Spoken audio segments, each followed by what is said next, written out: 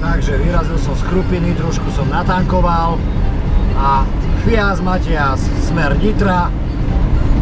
Dúfam, že za také 2 hodinky už budem močiť jalca. Dúfam, že mi prežije, mám o 20 litrovej nádržke. Pekný jalček, cez 30, nejakých 32 cm. Pukol som k nemu zmrazenú vodu vo fľaške. Takže dúfajme, že prežije. Samozrejme púšťam mu kyslík riadnym takým okysličovačom. Tak teraz mám pocit, že som prešiel okom hurikánu. Toto bolo strašné niečo, nebolo vidieť na 5 metrov. Po tej diaľnici, Kriste Pane, ja som myslel, že ma prevráti taký vetrisko. Bohu prisahám, že to bolo oko hurikánu. Dotrhané vlajky na dadiolke, čakám parťáka, príde pre mňa.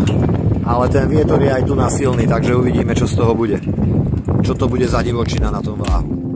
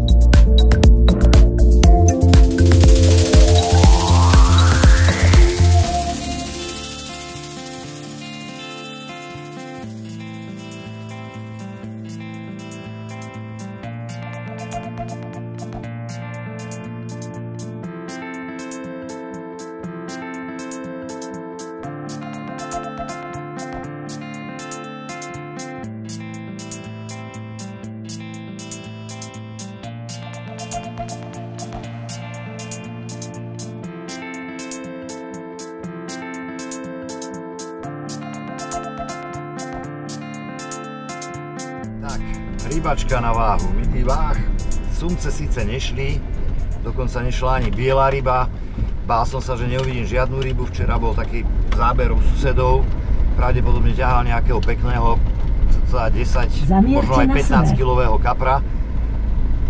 Ale prekvapením veľkým bolo ráno, keď na mojej kamenovej, na mojej trhačke z kameňa vedel som, že tam niečo visí, lebo pomykovalo to udičkou, myslel som, že nejaký malý kaprík alebo pleskaž alebo niečo také.